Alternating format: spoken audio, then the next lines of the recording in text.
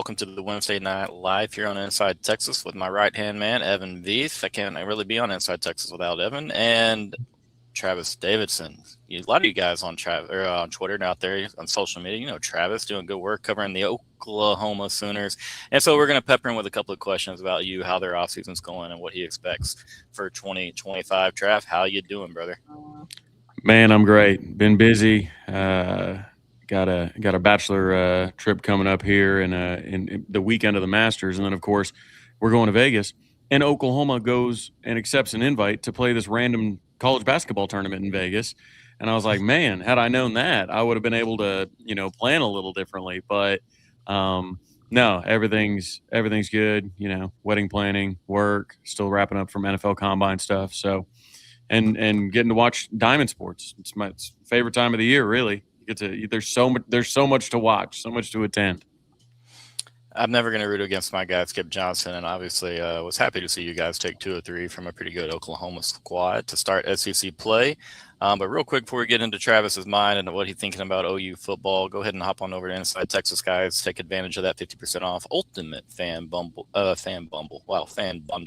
So there you go. Take advantage of that, guys. I know we've just traded sales. The dollar sale is gone and onward to the 50% off. Come spend this offseason with the guys over at Inside Texas and On 3. All right, Trav. Sounds like you had a busy Masters weekend coming up. Is the bachelor party tied into the basketball tournament? Like that, there's a bachelor party in Vegas? The bachelor party's in Vegas, and when we were putting it together, like Vegas is like it's crazy. It's during March Madness. And I was like, I don't want to fight for dinner reservations and this, that, and the other. Like we'll just go Masters weekend instead. I'll watch my boy Chris Goddard compete at Augusta.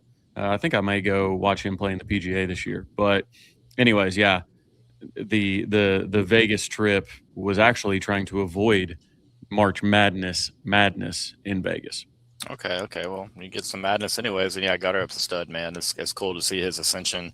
Still not as good as a couple of stud Longhorns on tour, but yeah, he's good. He's a good golfer, man, and he's going to do good things. But no, I do fear him a little bit because, man, he's nasty and he's got everything in his bag. We've got a couple of comments. Here comes the red Kool-Aid. We might get a touch of that. And then this is an even better comment. Sugar Poppy says, we need to have Ian on as a guest. Get Mr. Boyd and Mr. Trav on here. Let them duke it out a little bit. Could be hey, fun. I come in peace. We've seen a couple of quote tweets on some of the Inside Texas articles written by Mr. Boyd that you've had, buddy. It's okay. We'll let y'all get it. Friendly, but yeah. I got to play to my base. Yeah, we're no strangers to that. Listen, not everybody loves all of us on Twitter. Okay, that's just kind of how that's just part of it out there. But no, man, we just want to have a few questions for you. Travis has his own show that he does every Wednesday night, 8:30 for random Sooners watching right now. Go check that out. The Travis and Jay or the Trav and JP show. But yeah, come in peace, leave in peace. Y'all are wild. But all right, man, I'm gonna start it off, Evan. We're gonna trade off a couple of questions for you, Trav. But cool. Give me a letter grade. Oklahoma overall. In the offseason up to this point, you've had obviously recruiting class that's been signed, but the big thing is you had the transfer portal. You've made some coaching changes, a couple of that I thought were very necessary and a little bit overdue, to be honest with you. Overall letter grade as far as OU goes, and then give me, kind of your bullet points or highlight points as to why you give them that grade. Yeah, I have to give them an A, and I know this is, I suppose, what the Kool-Aid would be, but it's mainly because I put a lot of emphasis on coaching hires. And I think that Oklahoma made some fantastic coaching hires. I mean, you lose 2 coaches to AFC contenders, right? Jay Valai off to the Bills. And then you've got DeMarco Murray, obviously, off to the Chiefs. And there was a lot of in Brent's early career as a head coach. A lot of people are like, man, this guy's so loyal. He's going to be a big time, hire guys, right? Oklahoma's had a lot of success, both players and coaches. He coached a ton of very talented defenders at both Oklahoma and Clemson. It would be very easy to go hire one of the 5 defensive backs coaches that are currently coaching in college football that played for Brent at either Clemson or Oklahoma. Just be very easy to do that. But instead, he's like, I just want to go find the best available. So we hire Michigan's secondary coach away. Now, when he was at Michigan, I talked to um, one of the former Michigan staffers. Yes, that former Michigan staffer about what he thought of of kind of the job he did.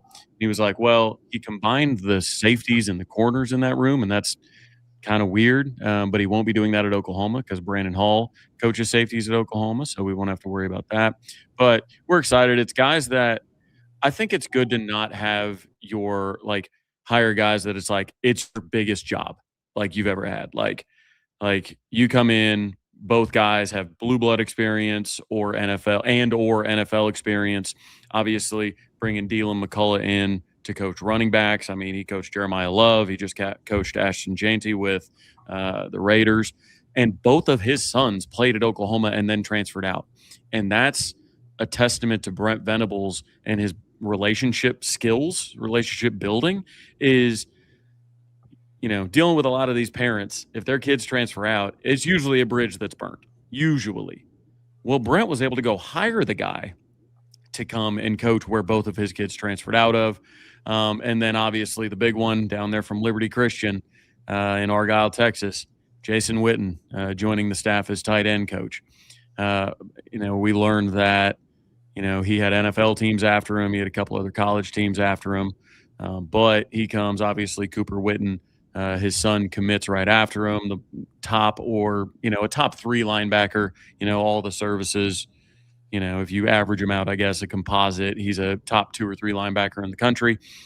So bringing him in, that's big. The 2027 class is building a good gap between them and number 2 on most of the sites as the number 1 class. Obviously they have a lot of commits. So I know that's going to tighten up. Just because we have a lot of kids right now, and I know that's inflating our ranking a little bit. But yeah, I think the coaching hires really are what drive the letter grade most for me. Obviously, I like getting Parker Livingston. I know that's a hot topic on these boards and whatnot, but I like getting Parker Livingston. Lebby never offered him when he said he wanted to go to Oklahoma. He told one of our beat writers that, but Lebby never offered him. If you look at what Lebby is doing in Mississippi State, he has a type, Brennan Thompson, right? Zion Raggins, like those type of guys that are like, 5'8" and, run a 10-2 in the 100. Like that's what he wants. So Parker Livingston wasn't that. He never got the offer. So I'm glad he eventually made it to Norman. Trell Harris from Virginia, really like that pickup. You obviously get Isaiah Satania back and get Kip Lewis back. Those were their 2 biggest offseason priorities.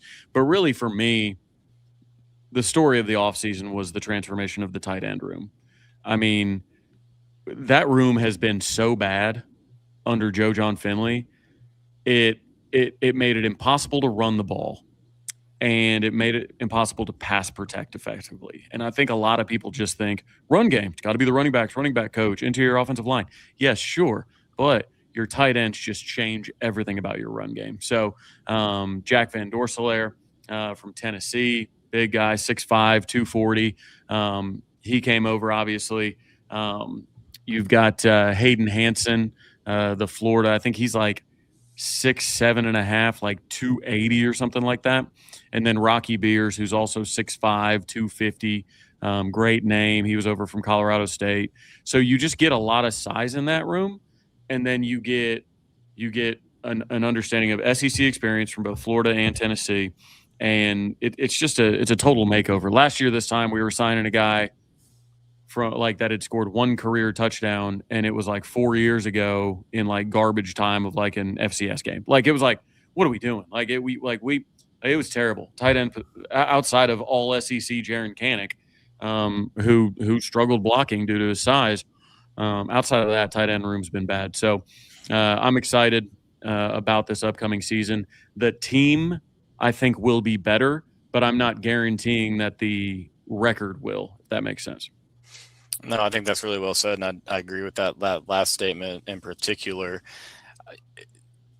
Can they win enough games with defense again? The offense should be improved. How much is it improved?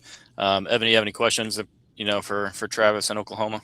Yeah, Travis, when you talk about these position coaches, and I think it's a mirror of Texas when you're talking about how important it was this offseason to add the right minds to the right rooms and also add a lot of people. I think that's what Texas specifically targeted, was a lot of players, different coaches to help out these players. But which of these coaches, it could be a new one, it could also just be someone who's returning, do you think has, I guess, the biggest task in the spring and the summer to kind of get these groups up to speed? Because obviously you look at the tight end room and that's just completely revamped. But when I look on the offensive side of the ball, I see a lot of good players and good athletes, but I'm not seeing a lot of like super breakout go and win a game for you outside of really Satania. So who do you think, it could also maybe be on defense, has the most onus on them to really revamp their room and bring it up to this next level for 2026? Yeah, it's a good question. I think when it comes to the kind of the most pressure on them to develop their room and make it into something that can be a game changer at times, right? Like, we're not rolling out Cam Coleman out there. I mean, obviously Isaiah Satania had a far better year than Cam Coleman did last year, but like, we don't have necessarily what you would say, like, all right, first round pick, like, ready to go. Like, how are you going to develop it?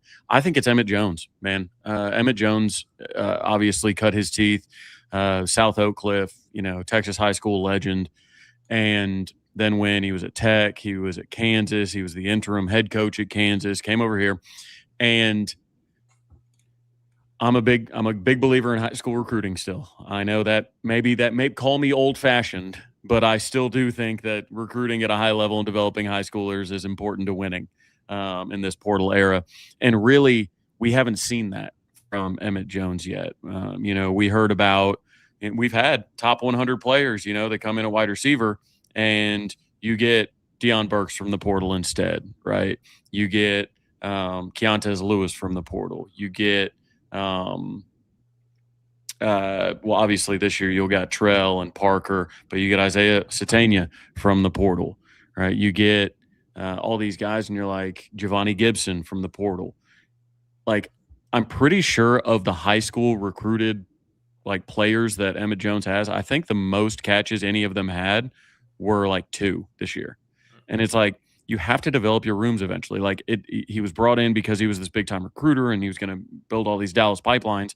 It's like, okay, well, you get him here, and then like Zion Kearney like transfers out, right? Reagans transfers out. Like, Ivan Karian thought about transferring out. He came back.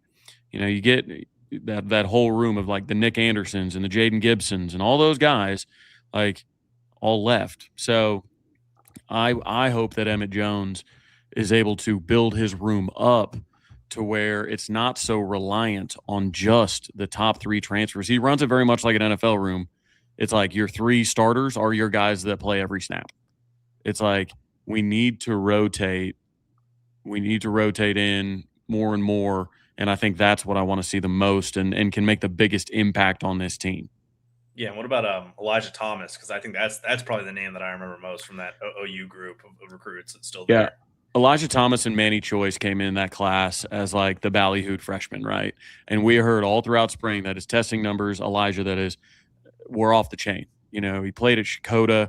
Like, the fact that he was ranked so highly playing in Shakota, he went and won 5-star challenges. Like, he won all these camp MVPs, all this, like, and that's a guy that was dominant even on special teams. Like, he was a gunner on special teams. And usually we've heard all of our lives, all 3 of us and everybody in the chat, that, like, if you go star on special teams, you'll earn snaps on offense and defense, right? Like, go take care of your job and you'll earn your snaps.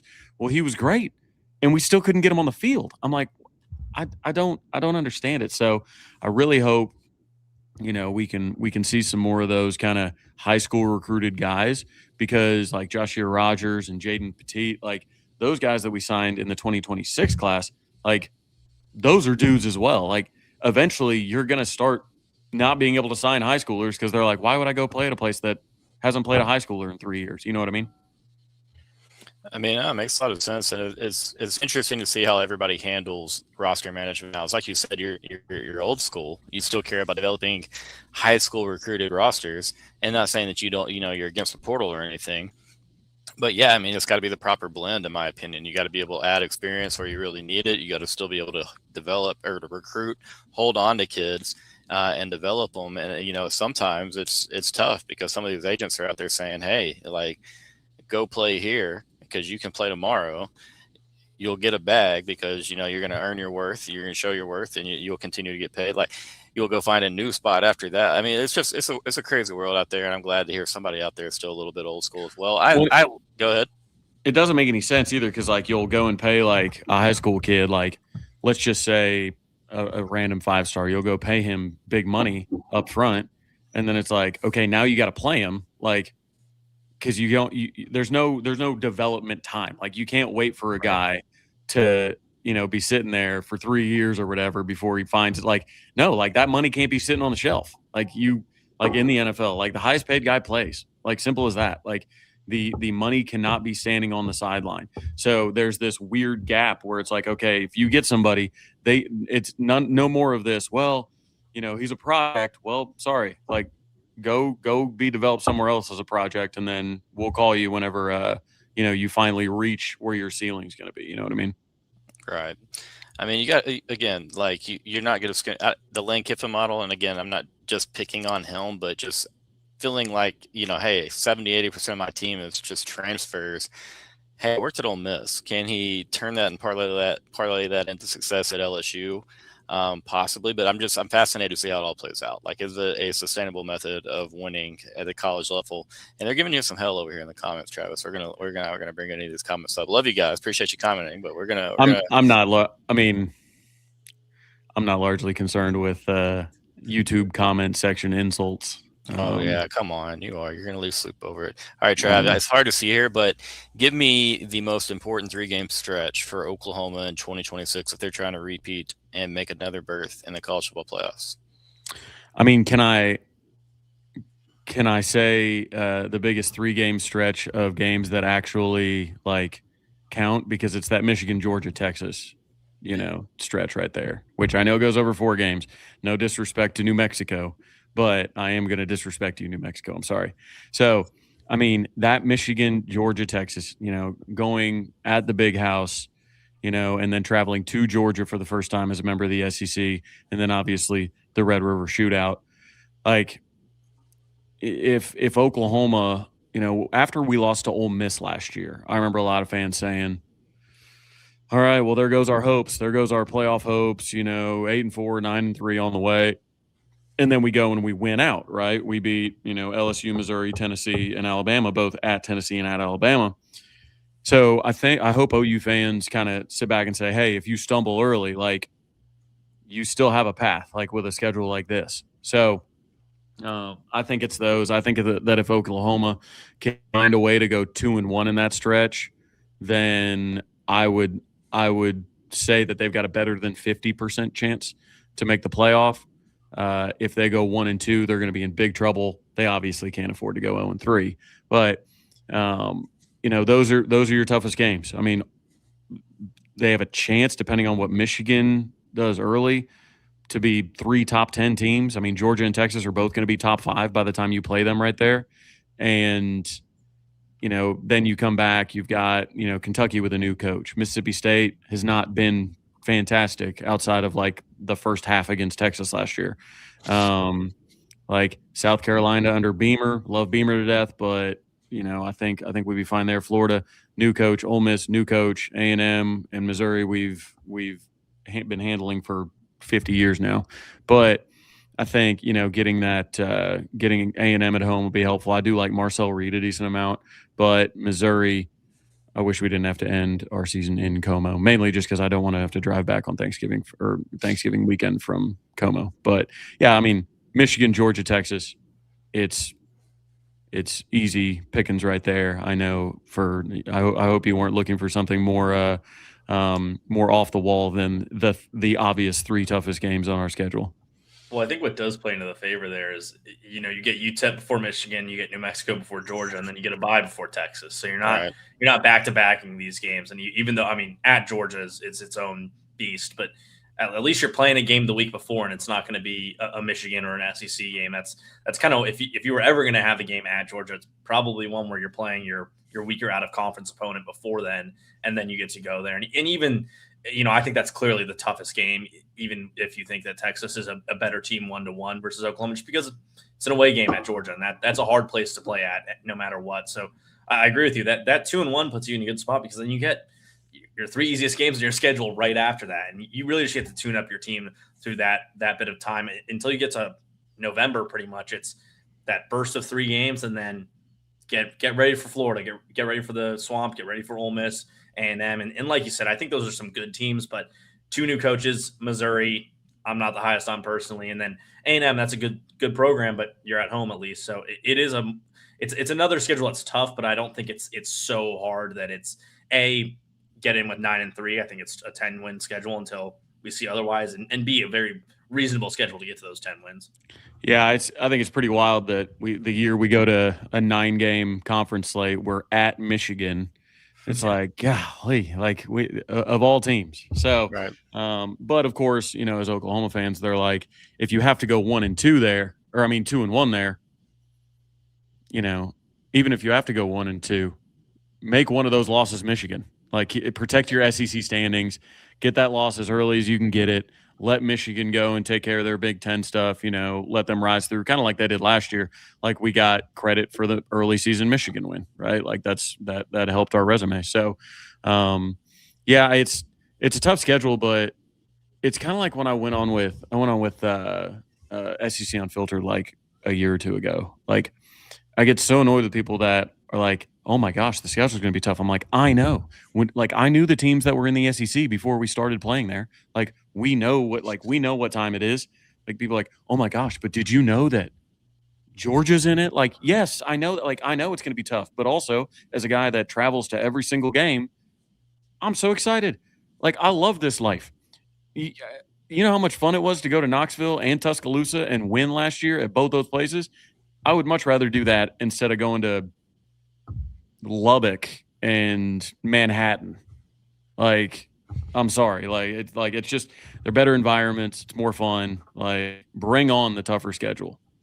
I mean, there's cool places to watch a college football game in Lubbock and Manhattan, but it's not what you get to see in the SEC. Like, it's clearly a big time difference. Like, just looking at your schedule and seeing like Oklahoma, Georgia, Oklahoma, Florida, Ole Miss, Michigan, like those are great matchups. And again, you're not going to have Michigan obviously on there every year, but yeah, I think that's what the big thing that people seem to forget is like, oh yeah, we're going to have Georgia, or we might have Alabama. Oh yeah, then there's Ole Miss, and then there's Florida, and then there's South Carolina, who I know they're struggling at the moment, but everywhere you look, it's a fun. But they've program. All got talent. That's the thing. Yeah, fun program, passionate fan bases. You know what I mean, and most of them are pretty damn well coached too. So that all goes a really long way. Trav, you got to go, or you have any more time? I got a couple minutes. Evan, you got any other questions for Trav? Yeah, I guess, it's so overlooked, the defense in a good way, that like, what's the point in talking about OU's defense? We know that's going to be solid, but who do you think are the stars of this group? Like, who are the 3 punch your ticket? These guys are going to be the all SEC types for that reunit. Well, I think Jaden Jackson has earned that respect, especially from voters and whatnot, like interior defensive lineman from IMG. David Stone, former top defensive tackle in the country. He'll get even more opportunity not being behind Dominic Williams, Grayson Halton, those guys rotating in. Taylor Wine is a guy to watch. He's a guy that had a big year last year whenever R. Mason Thomas missed half of the SEC games with an injury, still ended up all SEC in 4 games.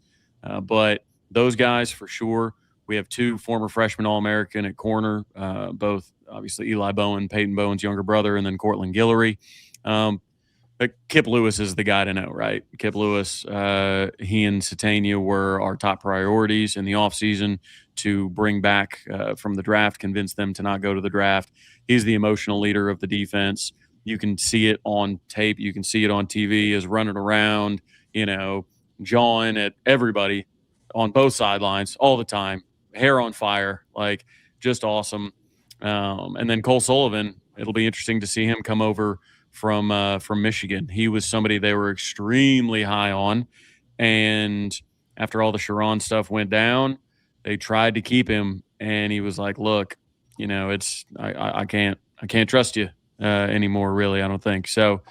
Cole Sullivan from Michigan, going to be big time for us. So with Brent, though, it's like he's so multiple in his defenses all the time. It's like the longer you have Brent, like the higher your floor rises from a defensive perspective. But a lot of times you may not think, like we had 8 defenders go to the combine this year, and I think like 2 of them weren't even starters, but it was just like, but they're on a defense that's good. They have so many responsibilities. They see the tape and they're like, oh, this person would start at 100 other schools. Like, why would we not invite them to the combine? So I really like recruiting we've been doing on that side of the ball, the portaling we've been doing on that side of the ball, and the coaching on that side of the ball. So it's just got to come down to quarterback play, offensive line play, and scoring touchdowns. Hey, one more really quick question. Is there any pressure, and if so, how much, for Brent Venables to start beating Texas? I mean, shoot, probably take getting in the end zone, to be honest with you. Couldn't resist that one. I mean, there's pressure, but I do think it's funny because, like, if you ask, and this could be true with your fan base as well, but you ask some fans, like on the radio show, we'll do, would you take, 10-2 right now with a loss to Texas? You could even do 11-1 right now with a loss to Texas. And there are people that are like, nope. No. And I'm like,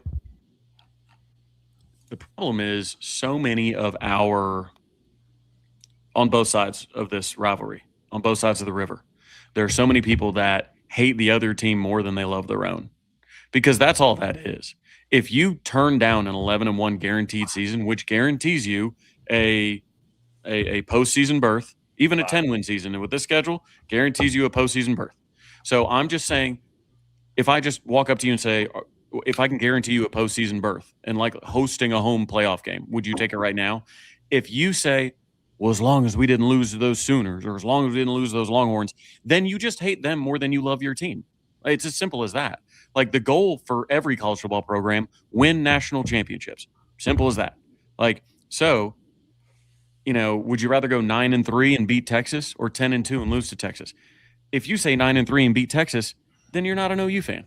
You just hate Texas, and that's fine. Like, that's fine. But I just can't relate to those people because I'm an Oklahoma fan.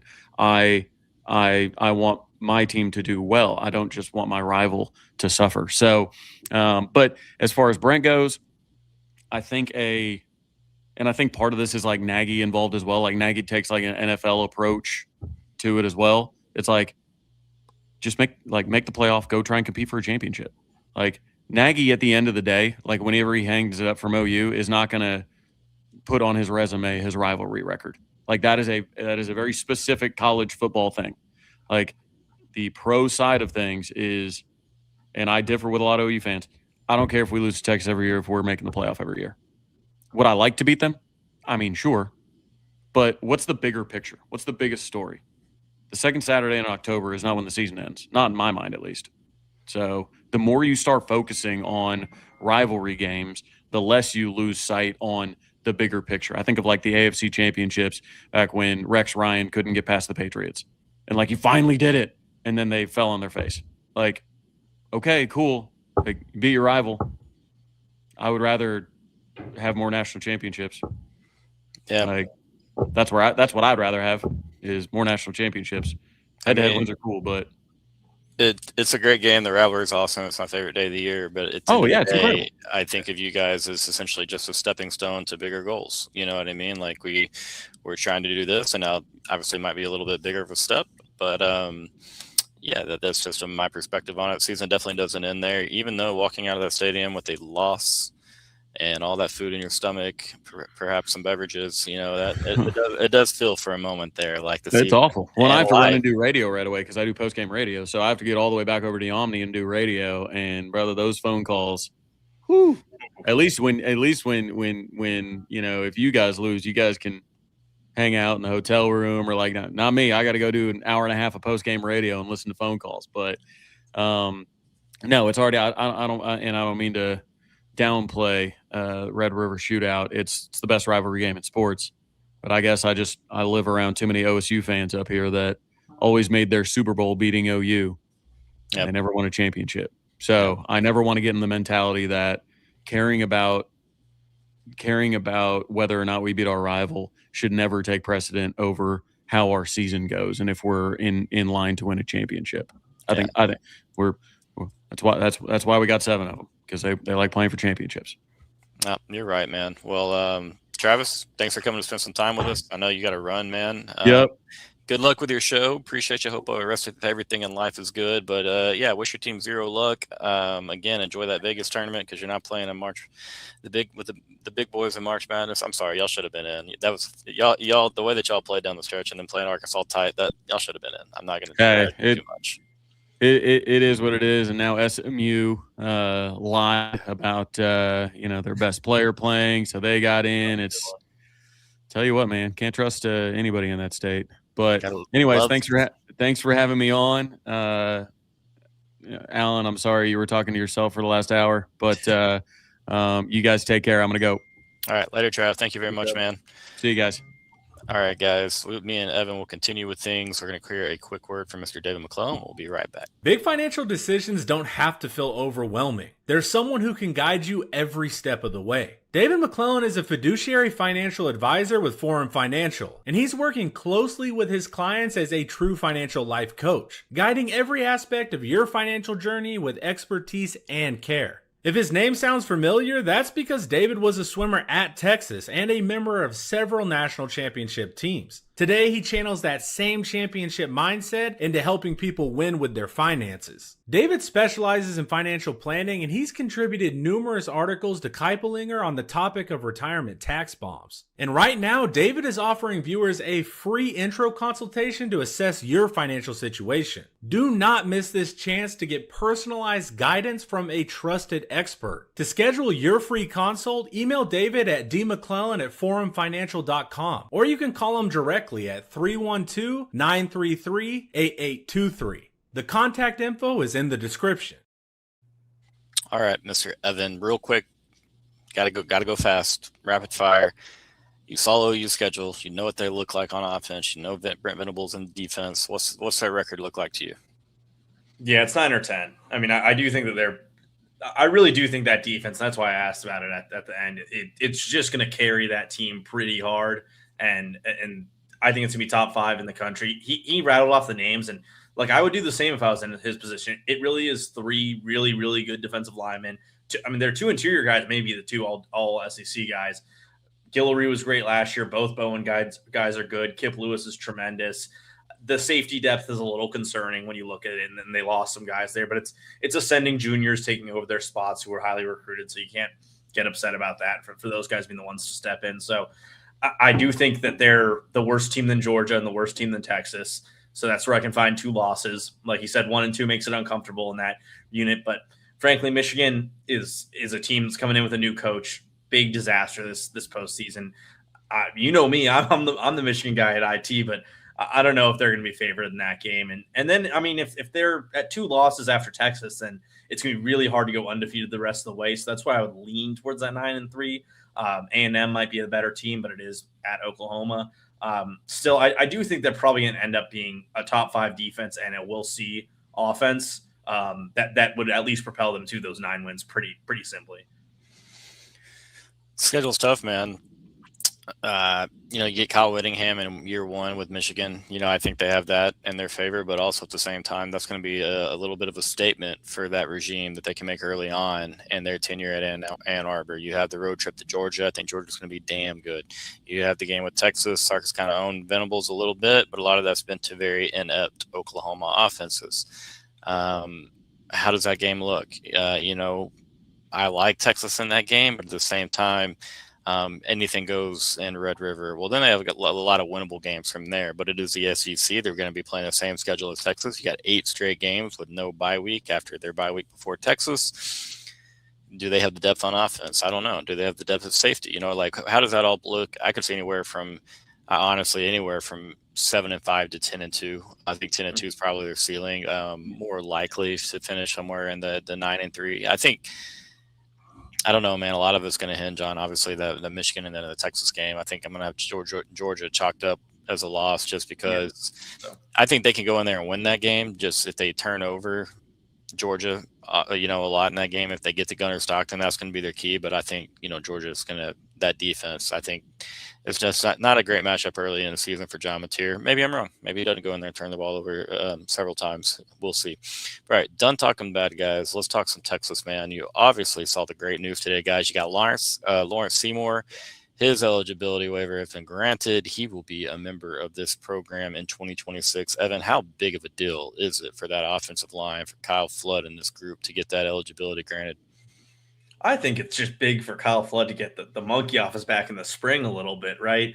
Because the unit they're rolling out right now, frankly, is pretty thin. It's it's Jordan Coleman at left tackle, Jaden Chapman at left guard, who we haven't seen a ton of in college, even though he's a fourth-year guy in the system. It's just nice for people, and I noticed it when I posted on the board. People are just happy to see left tackle Gooseby, left guard Seymour, and then the rest of the group. Like, that looks so much better than how it looked when we saw them out in spring practice. And so it would be nice if he was there. Frankly, a 6-year guy, 6-year guard, there's worse spots to have a guy not be there for spring practice. I don't think it's going to be all that complicated for him to come in and win that job. And yeah, it's not quite the same, like, left guard is going to maul the guy in the run game, and the right guard is going to be this awesome pass protector. Like, Seymour might not be a mauler, but they're not going to give up these stupid sacks like you saw all over Florida. It's not going to be a battle between the running backs and the O-line for who can have a worse game on the ground. It's just going to be experience with Robertson and Seymour in their, 5th, 6th years for both of them. You got 2 really, really good NFL tackles. One that might be a top 10 pick, another that who knows what he could be next year. I think Siani would do well to stay at Texas.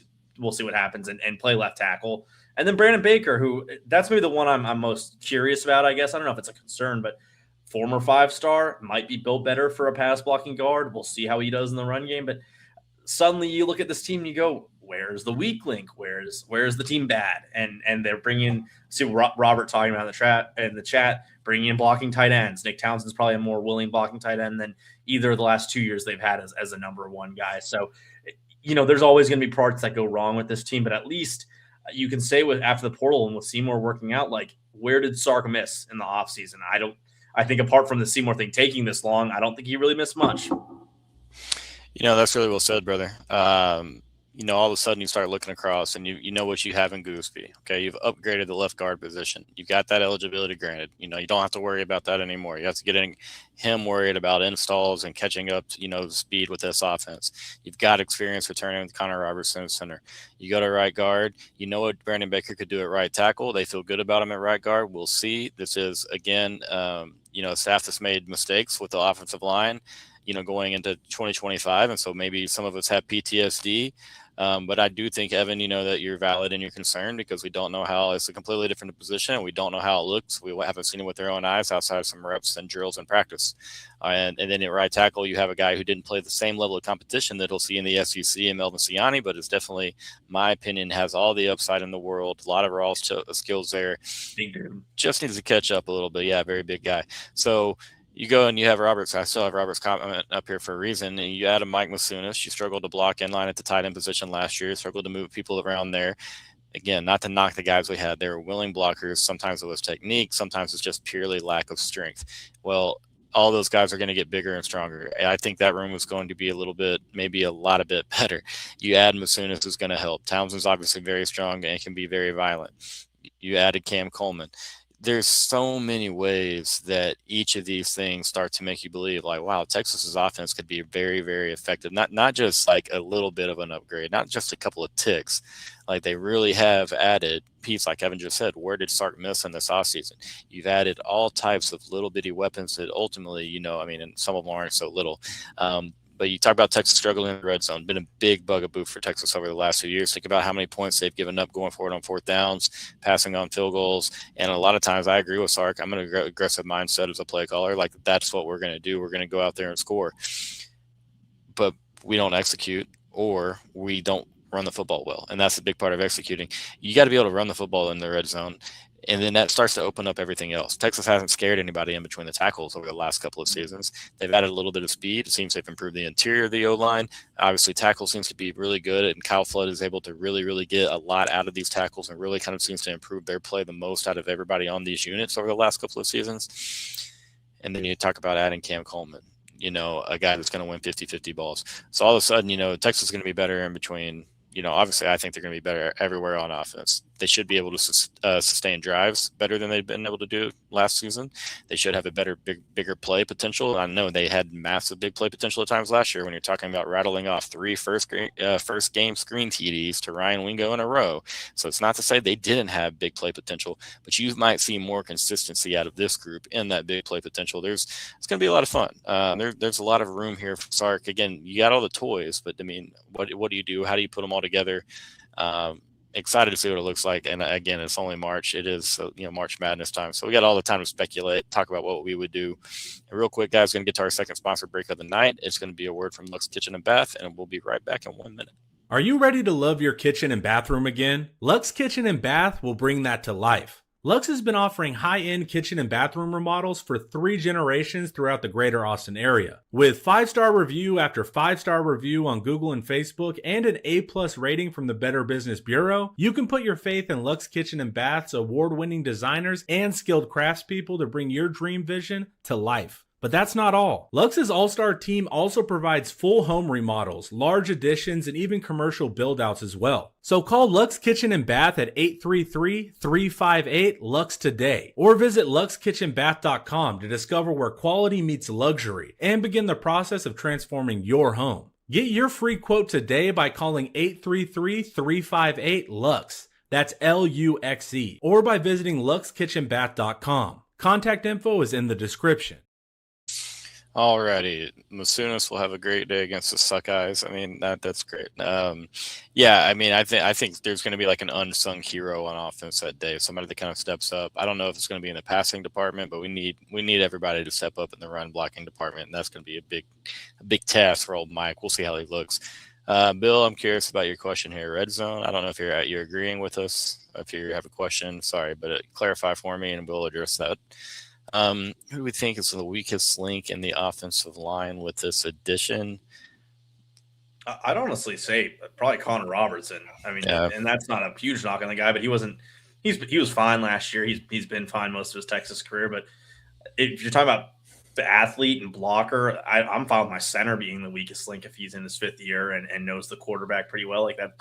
That's fine with me. He's been working with Arch for quite some time when you think about it, because Arch came in. Obviously, Daniel Cruz was the center of that class, but he's been the backup for multiple years, and so was Robertson. So, I remember Sark joked about how he didn't really like that they had the unathletic guard center duo with Hudson and Robertson out there, and it's kind of like this a little bit more this year. But you'd rather see more in Robertson than Nick Brooks and Robertson, excuse me, if you're looking at how they performed on the field up to this point. So, yeah, I think he probably is the weak link just by virtue of he's just not a mover in the run game. He gets beat, especially like swim moves. He's one of those guys that was on the floor a little bit too much last year. And Baker will have to learn new positions. Seymour will have a big uptick in competition, but I don't think those guys are going to struggle all that much, really. I hope that you're right, because I think that puts us in a really good position. You know what I mean? I hope that you're accurate in that assumption. But all right, man, I got plenty of football to talk about all off season long. But hey, Texas basketball, Evan, last night was a little bit sweaty. You saw the Texas team up by 8 with about a minute and a half left, and then all of a sudden you had a North Carolina State team going to the free throw line with very little time remaining and a chance to take the lead. Obviously, a missed front end right there helps, but talk to me, man. Like, where was your head at? I'm gonna be honest, I was pretty disappointed overall. I just thought that North Carolina State didn't play great. I think Texas didn't play great either. We just happened to have built up a lead and held on to it. But again, credit to guys for going in there and rebounding the basketball. To me, it's giving up so many points in the paint and just kind of getting punked around inside at times. But a lot of it, we couldn't finish at the rim, really. And it's a make or miss game. Yeah, Cord, let me tell you, my girlfriend was not happy with me up until that win, because 3 games were going on while she was trying to read in the corner. I'm screaming at Texas baseball to get a hit off of Tarleton State, which they did 2 of, one in the first inning, one in the 9th inning with 2 outs. That game was terrible. I was screaming at Mark DeRosa, who is now my public enemy #1 these days, at the World Baseball Classic, and Aaron Judge going 0 for 4. baseball was treating me terribly. And then I'm like, listen, they're just going to choke this. And that's how Texas basketball's been this year. They get out to a little early lead, and then the second half starts and it's not good. And then a player gets subbed out, then something happens, it's bad, and the game's over. And suddenly they've lost. But I'll give it to them. Like, Vokietitis subbed out with 4 fouls with about 9 minutes left, and they kept that lead. I think maybe the lead subtracted by 2 points, but they kept about a 6-point lead until he got back in. And that's credit to Nick Cody for not giving up too much in the paint. A lot of shooters making shots. Obviously, Mark Weaver, with that specific stretch, was his best stretch of the night, of a really good night. But that last foul on Vokietitis was ticky-tack. The rest were ticky-tack all night. It would either be guy gets mauled down low, who cares, or small reach, barely touches the guy, it's a foul. So that kind of went against both of the sides. But yeah, like Tremont Mark hit some clutch shots that you'd hope that a 6-year guard hits, but it's still awesome to see when he less than Pope, but Mark's been one of the poster childs of the like what we want to forget about this team, and the transition from Terry to Miller in their last year versus first year, and let's forget about how this team was last year, and let's forget about how this team is this year, especially if they lose that game. But you know what? Tremont Marks had some really cool moments for Texas basketball, and he's scored a lot of points. And who knows what they can do against BYU? I think it's actually a really good matchup for Texas. So I say that knowing that AJ DeBounce is going to feast in the paint, but I do think they can win that game. And suddenly, if they've won a first-round game, people will be a lot more bullish on Sean Miller going forward. And that's all you're kind of hoping for. I mean, and hey, real quick to address your comment, Alan, because we weren't ignoring you, but you're beating up on our guy Travis, so we left that off the screen. It's always ticky-tack at times, like, don't get me wrong, but last night, man, they were really, really letting them go at it, particularly like late in that first half, early in that second half.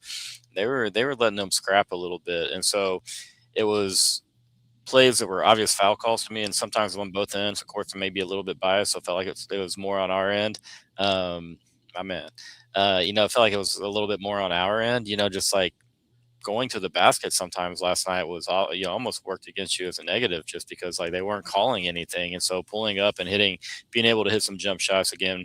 North Carolina State got a little bit hotter in the second half than they were in the first half from deep. And then obviously Salt McDaniel pulled a couple of really nice 3-pointers late in that game that kind of flipped it on its head, took it from an 8-point game to a 2-point game there. And that to me, I was like, well, I'm not terribly shocked. Here we go. Anything goes here from this moment. Again, it's not trying to knock the guys, but it's going to be Sean Miller's worst team at Texas. Okay, he's going to find guys that really fit in what he's trying to do offensively. But hey, this is a good matchup with BYU. It really, really is. Texas can win this game. They can definitely go in there, and you talk about potentially playing a Gonzaga team that's beatable. It's March Madness. We've seen crazier things happen, so keep supporting the guys. But hey, what do you think, Evan? To beat BYU, what does Texas need to do? Yeah, I wrote about it a little bit today, but this game really hinges on Vokietitis, and I think he played really well yesterday, and especially Chuck. Don't let me get started on Chuck and Dick Evie, but Chuck kept talking about those hockey assists, and I mean he's right. Vokietitis got a lot of assists that weren't assists because he passed it to the right guy who would feed it to the next guy through the rotation and open a shooter, and Texas had more threes than we've been used to recently. Mm-hmm. That was because Vokietitis was forcing pressure in the paint. But this BYU team without Richie Saunders is super, super thin. It's basically a 2-man show. It's arguably the best player in the nation, probably the number 3 best player in the nation, AJ DeBonsa, top 3 pick in this next draft, elite recruit, elite player. Rob Wright, who was at Baylor last year, really, really good college point guard, scorer, can pass, shifty, all the things you like. And then huge drop off to your number 3, number 4 players, and one of those is and I'm Keita, the center. I don't want to get his name wrong, but Keita, their center, is only 6'7". Now he's one of those big dudes, real strong, but he doesn't have the height to match up against Vokietitis, and he's been getting into foul trouble a lot more recently in their losses. He's been really good about that all year, but recently he's fouled out in a game, had 4 fouls in another 2, and 3 in most of the other ones. So talking about Vokietitis, one of the best foul drawers in the nation, going against a smaller center on a team that really lacks height and really lacks depth at their backup center spot. And just in general, like, I'm just throwing it down in the paint and letting Vokietitis fight for a good start of that game. And also, Swain's got to be on his A game. And I tweeted out about Swain needing to be really good. And then I did kind of omit the fact that he's going to have to face against DeBonsa the whole game, which is not an easy task one-on-one. And DeBonsa will beat you off the ball, he'll beat you on the ball, he'll overpower you, he'll shoot over you. it's just a nightmare matchup if you're the guy who's got to face against him in the college level. But Swain having a big game is also important. But I do think it all comes down to, can Vokietitis win the foul battle between the setters and actually be a threat on offense? This matchup to me is kind of, and again, I think about the comparison I'm about to make all the time when I see it. But you're just a wee lad, Evan, when Kevin Durant, roamed around the 40 acres and they took on a Tim Floyd USC team in the second round. And I was, I'm the same age as KD, he's a month older than I am. And so I was always like, how are they going to defend Kevin? How's it going to look? How are they going to stop this Texas offense with DJ Augustine and Damian James? What does it look like? And they basically were like, KD is going to get his. We're going to let him get his. It doesn't matter what you do. He's going to have his cool 25, 30, 35 at college. It was unfair for him. They made it really, really hard on DJ Augustine. They tried to cut the head off the snake to the whole operation. They trapped him randomly. They doubled him at times. They tripled him at times. They put a crazy amount of pressure. And I don't know if we can do it, but that's what I want to see. I'd like to see Texas attack Rob Wright like that. I want to see them really make life difficult for him. Not really try, not necessarily not make life difficult for AJ, but know that that's going to be so much more difficult to accomplish. And he's going to have the ball maybe obviously less in his hands than Robert Wright. So that's just my personal opinion. I'd be really curious to see how Sean Miller and Texas play this. It's a team that's obviously very well known for their defensive prowess. They've gotten out there and shut down. But they played better first half. The effort was great. Their rotations look good. Helped that North Carolina State was, missing shots and everything too. But I think it's definitely a game that Texas can win. We'll be going live tomorrow. 8:30 or right when that game's ending. So if you're going to be watching and you want to see some chaos, comes not just on your TV screen, but on your your phone screen, iPad, computer, whatever screen, come spend it with us as we get we're going live at 8:30. So there probably still going to be some basketball going on there, and it might be a little sweaty. So come laugh with us and hang out. Hopefully celebrate a little as Texas gets ready to handle BYU.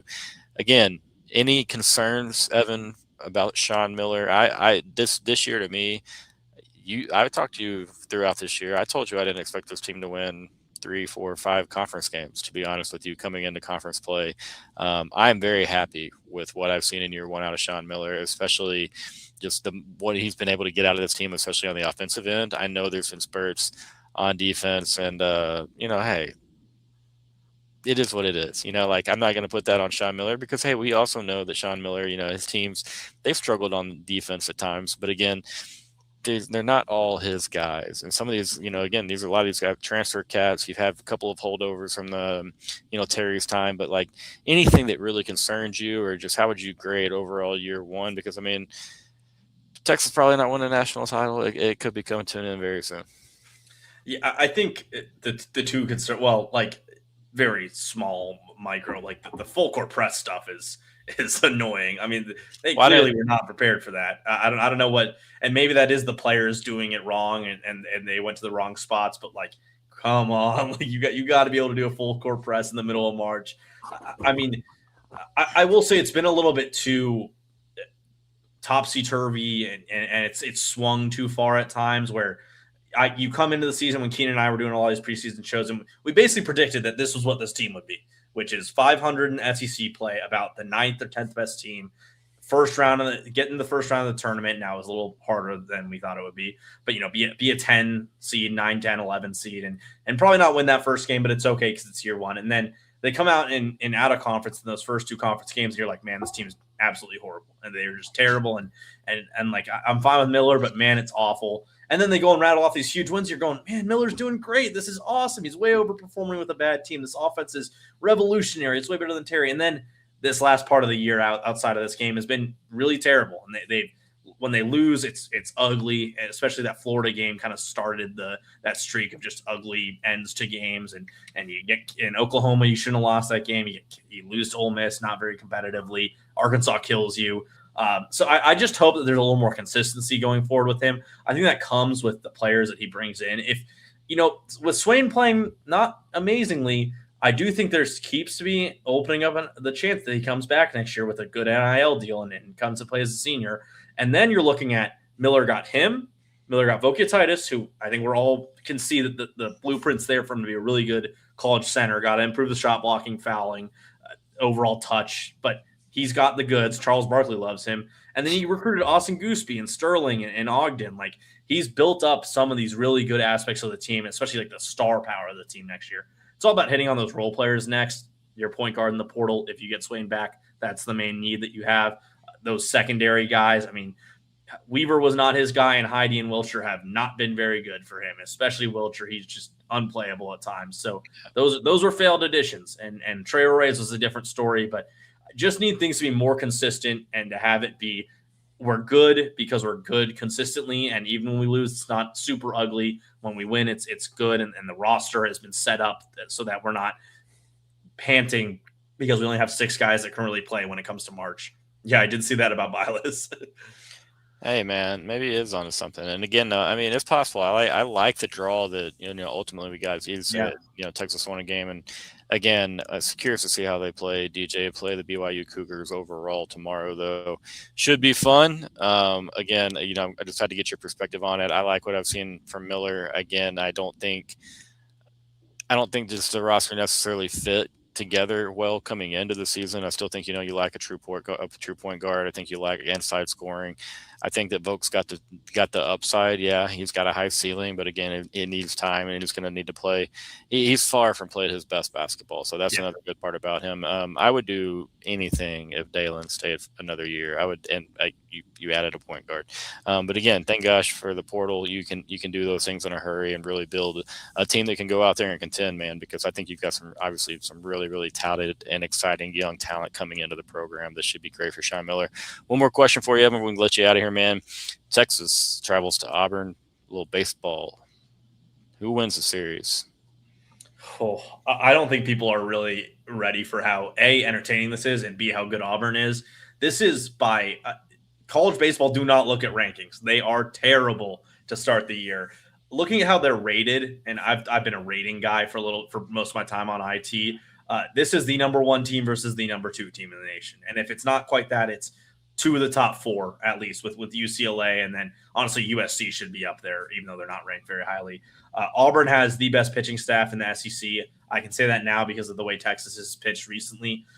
They don't have these, like, for those who watched last series, they don't have an utter mark like a just giant dude who hits every ball hard, but they have a lot of really efficient batters. So they're going to win these games 5-2 if they win. Now, if Texas's bats can wake up from Tuesday, I do think that it's at least a 1-1 series going into Sunday, and that's what I expect to happen is maybe they get Friday, but Texas gets Saturday or vice versa. I do think that Auburn, they're just a little more complete right now, and they're a little more hot right now, so I think they take the series, and we kind of just get reminded that this is college baseball, and that's how it works, and Texas will be just fine losing to what would end up being the number 2 team in the nation on Monday if they beat Texas. So, I think WLW is very possible. We saw last weekend that Texas did LWW, which I think with Ruger you didn't expect to happen. So Marciano's really good. Their leadoff hitter is tremendous. His name's escaping me, but pure contact run scorer. So just look out. Like, Auburn's better than I think their name really portrays them, and just how they're ranked and on D1. Like, this is a top 3 team in the nation. They're good, man, and obviously they had a really good team when they came into Austin last year. Texas beat up on them a little bit.